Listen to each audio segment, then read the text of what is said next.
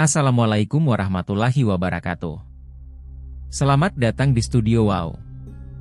Semoga rahmat dan kasih sayang Allah selalu menyertai kita. Pertarungan naga dan tongkat Nabi Musa.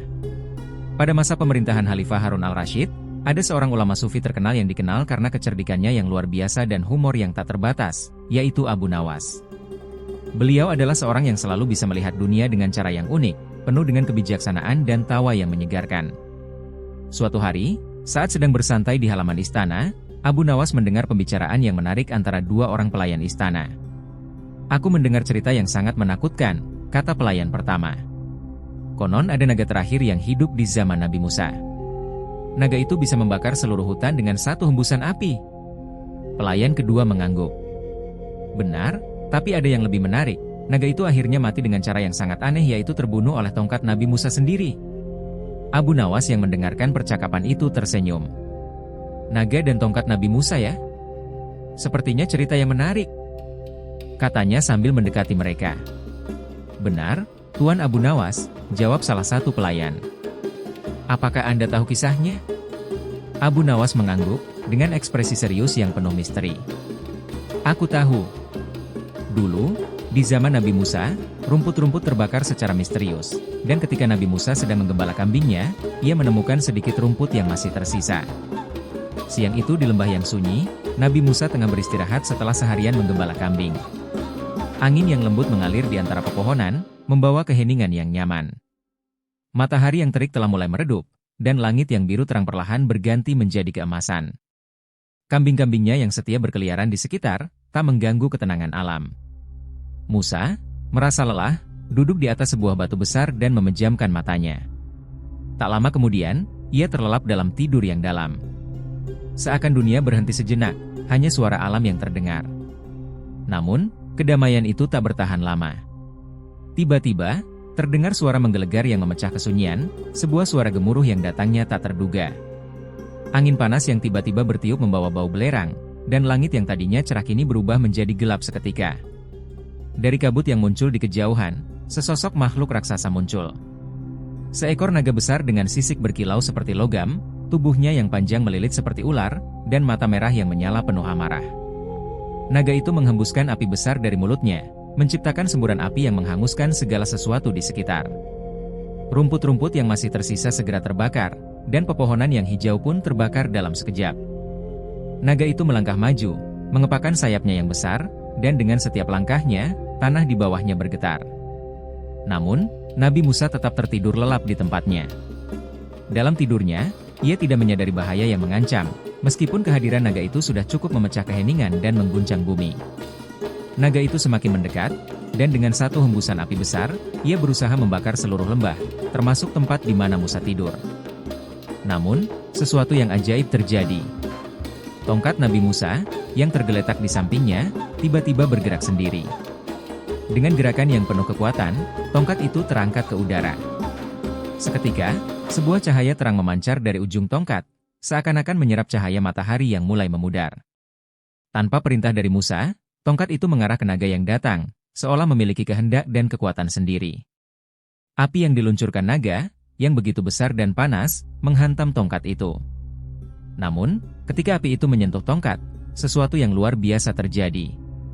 Tongkat itu menyala lebih terang, memantulkan api naga dengan kekuatan yang tak terbendung, mengarahkan api itu kembali kepada naga itu sendiri. Api itu meluncur balik, menyebar dengan cepat dan menghalangi naga untuk maju lebih jauh. Naga itu terhuyung mundur, terkejut dengan kekuatan yang datang dari tongkat yang tampak sederhana. Dalam kebingungannya, naga itu melancarkan serangan berikutnya. Ia membuka mulutnya lebar-lebar, melontarkan bola api besar yang meluncur cepat menuju tongkat yang berdiri tegak, seolah menantang makhluk itu. Namun, tongkat Nabi Musa tak hanya bertahan. Dengan gerakan yang begitu cepat dan tegas, tongkat itu menghentikan bola api naga di udara, menghalau serangan itu dengan satu gerakan. Dari ujung tongkat, sebuah gelombang energi yang sangat kuat meledak keluar, menghantam naga dengan kekuatan dahsyat. Tubuh naga itu terpelanting ke belakang, terlempar sejauh, dan terjatuh ke tanah dengan keras. Naga itu, terkejut dan terluka, kini mulai mengeluarkan suara menggeram yang lebih keras. Ia mengangkat tubuh besarnya, bersiap untuk menyerang lagi. Dengan napas dalam, naga itu mengumpulkan kekuatan, Kemudian meluncurkan semburan api yang lebih besar lagi, kali ini menciptakan sebuah lingkaran api raksasa yang mengelilingi seluruh lembah. Api itu menyala dengan intensitas yang begitu kuat, memanaskan udara dan menghancurkan segala sesuatu di sekitarnya. Namun, tongkat Nabi Musa yang tergeletak di sampingnya, tanpa ada yang memegangnya, kembali bergerak. Kali ini, tongkat itu berputar cepat di udara, mengalirkan kekuatan yang lebih besar. Seiring dengan gerakan itu, dari ujung tongkat keluar sebuah sinar yang lebih terang, memancar ke segala arah. Ketika sinar itu bertemu dengan lingkaran api naga, suara ledakan besar menggema di seluruh lembah, dan api itu hancur berantakan, seperti pecahan kaca yang terlempar. Naga itu terkejut, merasa kekuatan yang datang dari tongkat Nabi Musa semakin tak terhentikan. Dengan tubuh yang terluka dan kelelahan, naga itu akhirnya terjatuh, terhempas ke tanah dengan suara yang mengguncang bumi. Api yang sebelumnya membara kini padam, meninggalkan keheningan yang dalam. Tubuh naga yang besar kini terbaring diam, tak bergerak lagi. Dalam keheningan itu, akhirnya Nabi Musa terbangun dari tidurnya. Matanya masih berat, namun ketika ia membuka mata dan melihat apa yang terjadi di sekelilingnya, ia tertegun. Naga yang menakutkan, yang seharusnya menjadi ancaman besar, kini terbaring tak bernyawa di tanah, hancur oleh kekuatan yang datang dari tongkatnya sendiri. Ia memandang tongkat itu, yang kini kembali tergeletak tenang di tanah, tidak menunjukkan tanda-tanda adanya pertempuran yang baru saja terjadi. Musa menundukkan kepala, mengucapkan doa syukur kepada Allah atas pertolongannya yang tak tampak. Ia tahu bahwa ini bukanlah kemenangan karena kekuatan fisiknya, tetapi karena kebesaran Allah yang memberikan pertolongan melalui tongkatnya yang penuh berkah. Keheningan lembah itu kini kembali tenang, dan hanya ada suara angin yang berbisik lembut. Dengan perlahan, Musa bangkit dan memandang tubuh naga yang terbaring. Dalam hatinya, ia tahu bahwa kekuatan yang sejati datang bukan dari kekuatan tubuh atau amarah, melainkan dari keteguhan hati dan keimanan yang tak tergoyahkan. Pelayan kedua bertanya dengan perasaan yang penasaran. Lalu, apa yang menjadi pelajaran dari cerita itu, Tuan Abu Nawas? Abu Nawas berpikir sejenak, lalu berkata, pelajaran yang dapat diambil adalah bahwa kadang-kadang, musuh terbesar kita bukanlah kekuatan atau ancaman yang kita lihat, melainkan ketakutan yang kita rasakan. Seperti naga yang besar itu, ia bisa menakut-nakuti banyak orang. Namun tongkat Nabi Musa, meski terlihat biasa, mampu menghadapi naga yang menakutkan itu mengajarkan kita bahwa dalam hidup, seringkali apa yang tampaknya paling sederhana memiliki kekuatan yang luar biasa. Abu Nawas menambahkan dengan senyum nakal, jangan lupa juga, kita sering terlalu takut dengan apa yang kita dengar. Jangan sampai kita terjebak dalam cerita yang membuat kita cemas, seolah-olah naga itu nyata. Kadang-kadang, kita hanya perlu sedikit kebijaksanaan, dan masalah pun akan terbakar dengan sendirinya. Para pelayan itu pun tertawa terbahak-bahak mendengar penuturan Abu Nawas yang penuh canda dan kebijaksanaan. Mereka sadar bahwa kehidupan ini, meskipun penuh tantangan, tidak harus selalu dipenuhi dengan ketakutan atau kekhawatiran. Dengan kecerdikan dan kebijaksanaan, bahkan naga yang menakutkan pun bisa dihadapi dengan ringan. Abu Nawas melangkah pergi, meninggalkan pelayan-pelayan yang masih tertawa. Ingat, katanya, kadang-kadang, musuh terbesar kita adalah ketakutan kita sendiri. Tapi kalau kita bisa menertawakannya, kita sudah menang setengah jalan. Abu Nawas dan misteri Tapanaga di Tembok Zulkarnain. Pada suatu hari yang cerah di kota Baghdad, Abu Nawas, sang ulama sufi yang terkenal cerdik, bijaksana, dan penuh humor, sedang duduk santai di sebuah kedai teh. Dikelilingi oleh para murid dan teman-temannya, ia bercerita dengan penuh semangat tentang segala hal yang pernah ia pelajari selama perjalanan hidupnya. Semua orang tahu bahwa di balik segala kecerdikan dan kelucuan yang dimiliki Abu Nawas, ia adalah seorang yang memiliki pengetahuan yang sangat luas tentang agama, ilmu pengetahuan, dan bahkan misteri alam semesta. Tiba-tiba, seorang pedagang tua yang terkenal dengan kisah-kisahnya yang misterius masuk ke dalam kedai. Wajahnya terlihat serius, matanya berbinar penuh teka-teki. Tanpa basa-basi, ia mendekati Abu Nawas dan berkata, "Aku baru saja mendengar cerita aneh dari seorang pedagang yang kembali dari perjalanan panjang.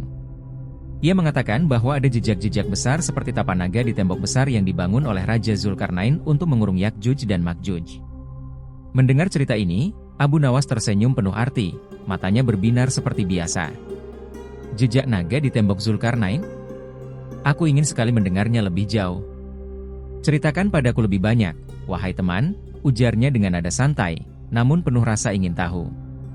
Pedagang tua itu mulai bercerita, dahulu, ketika Raja Zulkarnain membangun tembok besar untuk mengurung Yakjuj dan Makjuj, ada sesuatu yang aneh. Sejumlah saksi mata mengatakan bahwa mereka melihat tapak-tapak besar yang sangat dalam di sekitar tembok tersebut. Ada yang mengatakan itu adalah tapak naga, makhluk yang dipercaya hidup di zaman itu. Naga yang konon bisa mengeluarkan api yang panasnya tak tertandingi. Abu Nawas mendengarkan dengan seksama, lalu berkata, "Naga memang makhluk yang selalu mengundang rasa penasaran. Tapi apakah kita bisa benar-benar yakin bahwa naga itu ada, ataukah itu hanya sebuah mitos belaka?" Pedagang itu mengangguk. Tapi ada lebih dari sekadar mitos, Abu Nawas. Dalam kitab-kitab para ulama, naga digambarkan dengan sangat detail. Salah satunya adalah kitab karya Zakaria Al-Qazwini, yang menyebutkan bahwa naga adalah makhluk besar seperti ular, dengan taring besar dan mata merah yang menyala. Bahkan, ada riwayat yang mengatakan bahwa jika naga meniupkan napasnya, seluruh tumbuhan di sekitar akan hancur dan tidak akan tumbuh lagi. Abu Nawas tersenyum, mengangkat cangkir tehnya perlahan. Mungkin itu sebabnya mereka sangat ditakuti, bukan? Tapi naga, meskipun tampak menakutkan, juga membawa banyak misteri. Bagaimana mungkin makhluk sebesar itu bisa hanya dianggap sebagai mitos? Tiba-tiba, wajah Abu Nawas berubah serius. Kita tahu bahwa Raja Zulkarnain menggunakan api untuk meleburkan besi dan membangun tembok besar itu. Mungkin, naga benar-benar terlibat dalam proses itu. Kitab Hayatul Hayawan Kubro karya Kamaluddin Ed-Damiri bahkan menyebutkan bahwa naga bisa mengeluarkan kobaran api yang sangat dahsyat. Bisa jadi api itu memang berasal dari naga, bukan dari alat pembakar biasa. Murid-murid Abu Nawas yang mendengarkan dengan seksama mulai terlihat bingung. Salah satu dari mereka bertanya, "Tapi, Abu Nawas, jika naga itu ada, kenapa tak ada lagi yang menemukannya sekarang?" Abu Nawas tertawa kecil. "Itu karena kita semua terlalu sibuk dengan kehidupan sehari-hari, hingga tidak memperhatikan hal-hal luar biasa di sekitar kita. Mungkin naga itu masih ada, atau mungkin mereka hanya muncul di waktu-waktu tertentu, saat kita benar-benar membutuhkan bantuan mereka. Atau mungkin, mereka masih ada di tempat yang tersembunyi, seperti di bawah tembok besar itu." Murid yang bertanya tadi mengangguk, meskipun ia masih merasa bingung. Abu Nawas melanjutkan, "Tapi ingat, wahai anak-anakku, kadang-kadang kita harus belajar untuk tidak terlalu serius dalam mencari jawaban. Naga, apakah itu nyata atau tidak, hanyalah salah satu dari banyak misteri yang Tuhan ciptakan. Yang lebih penting adalah kebijaksanaan kita dalam memandang dunia ini." Pada saat itu, seorang pengelana yang baru datang ke kota mendekati kedai. Ia berkata dengan suara serak, "Aku datang dari daerah yang jauh, tempat di mana tapak naga ditemukan di sekitar tembok besar itu. Orang-orang di sana percaya bahwa tapak itu adalah petunjuk dari zaman Zulkarnain. Aku mendengarnya dari penduduk setempat yang sudah lama tinggal di sana. Mereka berkata bahwa tapak itu bukan hanya jejak naga, tapi juga simbol dari kekuatan besar yang masih tersembunyi." Abu Nawas tersenyum lebar, matanya berbinar penuh kepuasan. "Lihatlah, wahai teman-temanku, bukankah ini sebuah misteri yang indah? Kadang-kadang kita hanya perlu membuka pikiran kita untuk melihat sesuatu yang lebih besar dari apa yang tampak di permukaan. Naga, api, tembok dan semuanya adalah bagian dari kekuatan besar yang Tuhan ciptakan. Mungkin kita tidak akan pernah tahu jawabannya, tetapi kita bisa belajar dari cerita dan petunjuk yang ada." Dengan tawa kecil dan senyum bijaksana, Abu Nawas menyelesaikan ceritanya. Dan mungkin, dengan sedikit kecerdikan dan humor, kita bisa menemukan banyak hal yang tersembunyi di balik misteri-misteri besar ini. Pada akhirnya, penduduk kota Baghdad meninggalkan kedai dengan pikiran yang lebih terbuka, berpikir lebih dalam tentang kisah naga, Zulkarnain, dan tembok besar yang mengurung Yakjuj dan Makjuj. Meskipun mereka tidak pernah tahu apakah naga itu benar-benar ada atau hanya mitos, mereka belajar untuk menerima misteri dunia dengan hati yang lapang dan pikiran yang luas, seperti yang diajarkan oleh Abu Nawas. Cerita ini menekankan kebijaksanaan Abu Nawas yang mengajarkan kepada murid-muridnya bahwa tidak semua misteri harus dijawab dengan logika semata. Kadang-kadang, dengan sedikit humor dan kecerdikan, kita bisa lebih menikmati perjalanan hidup dan membiarkan alam semesta tetap penuh dengan teka-teki yang menantang imajinasi. Malaikat membantai naga. Pada suatu hari yang cerah, di tengah perbincangan para ulama dan orang-orang bijak, Abu Nawas, sang ulama sufi yang terkenal dengan kecerdikannya, berdiri di depan para hadirin dan mulai menceritakan sebuah kisah yang luar biasa. Kisah itu adalah cerita tentang malaikat, naga, dan kehancuran yang terjadi di dunia. Teman-teman, tahukah kalian, Abu Nawas memulai ceritanya dengan penuh perhatian, bahwa ada sebuah masa ketika naga besar datang ke bumi? Naga itu bukanlah makhluk biasa. Ia memiliki kekuatan yang mampu merusak segala sesuatu yang ada di hadapannya. Hutan-hutan yang subur terbakar dalam sekejap, sungai-sungai yang mengalirkan kehidupan kini menjadi kotor dan tercemar. Bahkan, langit yang dulunya biru cerah berubah kelam dengan awan gelap yang mengerikan. Para hadirin mendengarkan dengan saksama, tertarik pada kisah yang akan diceritakan Abu Nawas. Abu Nawas melanjutkan, naga itu bukan hanya merusak daratan, ia juga mulai merusak laut. Laut yang dahulu kaya akan kehidupan, kini hancur akibat keberadaannya. Naga itu memangsa ikan-ikan yang hidup damai di dalamnya. Segala kehidupan di laut mulai punah. Allah, Sang Pencipta, yang melihat kerusakan ini, akhirnya memerintahkan para malaikatnya untuk membawa naga itu ke lautan terdalam, tempat di mana tidak ada kehidupan yang bisa terganggu oleh keberadaannya. Para malaikat, yang sangat kuat dan memiliki kekuatan luar biasa, menangkap naga tersebut dan membawanya ke dasar laut. Namun, saudara-saudara, meskipun naga itu dilempar ke dalam lautan yang dalam, ia tetap tidak bisa berhenti dari sifatnya yang merusak. Di dasar laut yang terdalam, ia terus mengamuk, merusak terumbu karang, dan memakan ikan-ikan yang tersisa. Allah, yang melihat keadaan itu, kemudian memerintahkan malaikat-malaikatnya sekali lagi untuk menghancurkan naga itu, agar tidak ada lagi yang bisa merusak ciptaannya. Abu Nawas berhenti sejenak, matanya memandang hadirin dengan penuh kebijaksanaan. Maka, malaikat-malaikat itu datang kembali dengan penuh kekuatan dan menghancurkan naga itu hingga tak ada lagi yang tersisa. Tubuh naga itu hancur berkeping-keping, dan dengan itu, ketenangan pun kembali ke dunia. Namun, ada pelajaran yang sangat penting dalam kejadian ini, kata Abu Nawas dengan suara yang lembut namun tegas. Kehancuran yang terjadi bukanlah karena kebencian atau rasa dendam, tetapi karena keadilan yang harus ditegakkan. Ketika kehancuran datang, itu bukanlah akhir, melainkan awal dari pemulihan.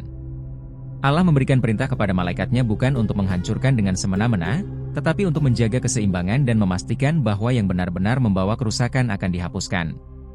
Abu Nawas melanjutkan, kita sebagai manusia, harus selalu berhati-hati. Terkadang, kita melihat dunia ini penuh dengan kehancuran.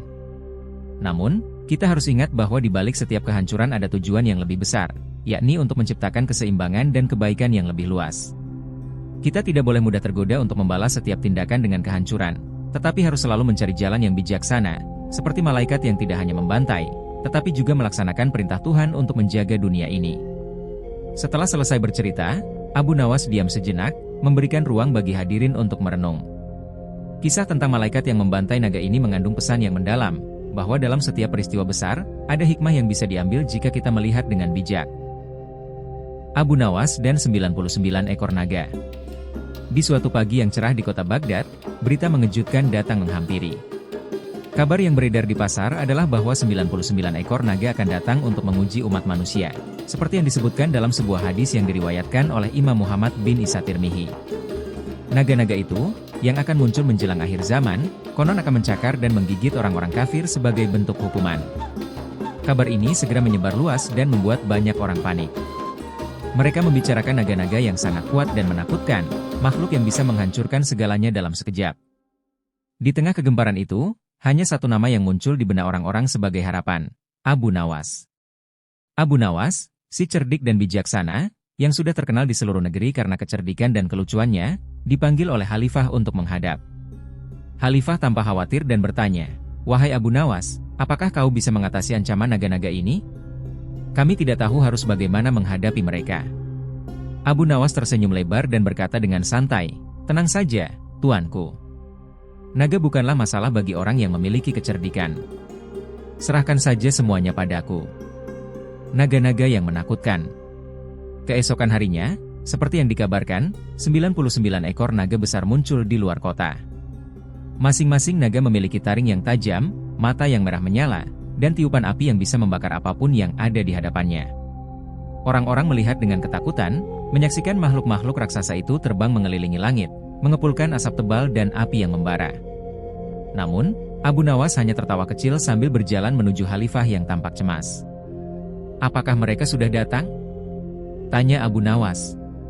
"Ya, Abu Nawas. Lihatlah. Apa yang harus kita lakukan sekarang?" jawab Khalifah dengan panik. Abu Nawas mengangkat bahu.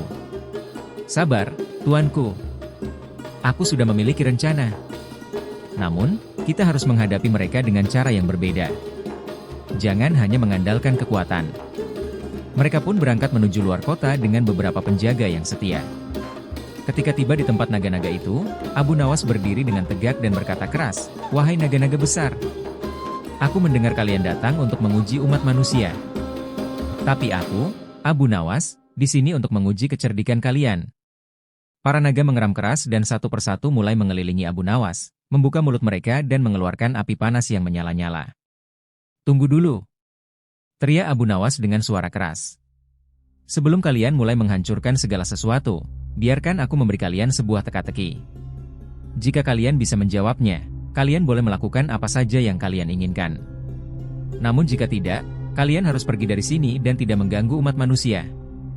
Para naga berhenti sejenak, tampaknya tertarik dengan tantangan itu. Mereka saling berbisik, bingung. Lalu, naga yang paling besar, yang tampaknya pemimpin mereka, membuka mulutnya dan berkata, "Baiklah, wahai Abu Nawas. Kami menerima tantanganmu. Apa teka-teki yang kau berikan?" Abu Nawas tersenyum dengan licik dan mulai melontarkan teka-teki yang terdengar sangat sulit, namun penuh dengan humor. "Teka-tekinya adalah begini," kata Abu Nawas. "Aku adalah makhluk yang lebih besar dari semua naga di dunia. Tetapi jika aku dimasukkan ke dalam saku, aku akan hilang. Apakah aku ini?" Para naga terdiam. Mereka merenung, berpikir keras, namun tak bisa menemukan jawaban.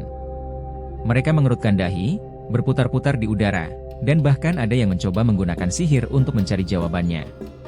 Setelah beberapa lama, naga besar itu menatap Abu Nawas dengan bingung dan berkata, "Kami tidak tahu jawabannya." "Apa itu?" Abu Nawas tertawa keras. "Jawabannya adalah lubang saku," kata Abu Nawas sambil tertawa riang. Para naga terdiam, kebingungan. Beberapa dari mereka saling menatap satu sama lain. "Itu tidak mungkin," kata salah satu naga dengan suara menggelegar. "Bagaimana bisa?" Abu Nawas tetap tersenyum santai. "Tentu saja bisa. Kalau ada lubang saku, apapun yang dimasukkan akan hilang, termasuk naga sebesar kalian." Mendengar penjelasan Abu Nawas yang lucu namun masuk akal itu, para naga mulai tertawa, meskipun mereka agak merasa malu. Mereka tidak bisa menahan tawa mereka, akhirnya terdiam karena kebingungannya. Naga yang tertipu. Setelah teka-teki pertama, Abu Nawas melanjutkan dengan teka-teki berikutnya. Kali ini, ia menantang naga-naga itu untuk menjawab sebuah pertanyaan yang lebih sulit. "Jika kalian bisa menjawab teka-teki ini, aku akan membiarkan kalian pergi tanpa perlawanan. Tapi jika tidak, kalian harus mengakui bahwa aku lebih pintar dari kalian," kata Abu Nawas. Teka-teki kedua berbunyi, "Aku punya banyak mata, tetapi tak bisa melihat apapun." "Apa aku?" Para naga mengerutkan dahi dan mengerutkan leher mereka, mencoba menjawab. Mereka bertanya satu sama lain, apakah itu sesuatu yang tidak terlihat? Mungkin kabut? Atau api yang tak terhitung jumlahnya? Namun, mereka semua gagal menjawabnya. Setelah beberapa saat, naga besar itu dengan suara berat berkata, "Kami tidak tahu." "Apa itu?" Abu Nawas tersenyum lebar. Jawabannya adalah dadu. Mereka semua terdiam. "Dadu? Itu tidak masuk akal," kata salah satu naga. Abu Nawas tertawa terbahak-bahak. "Tentu saja masuk akal. Dadu memiliki banyak mata, tapi tak bisa melihat apapun." Akhirnya, setelah dua teka-teki yang memusingkan itu, para naga merasa malu dan mengakui bahwa mereka kalah dalam kecerdikan. Mereka tidak hanya gagal menjawab teka-teki Abu Nawas,